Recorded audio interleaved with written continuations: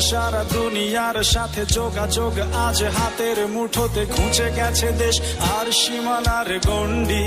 আহা হা হা,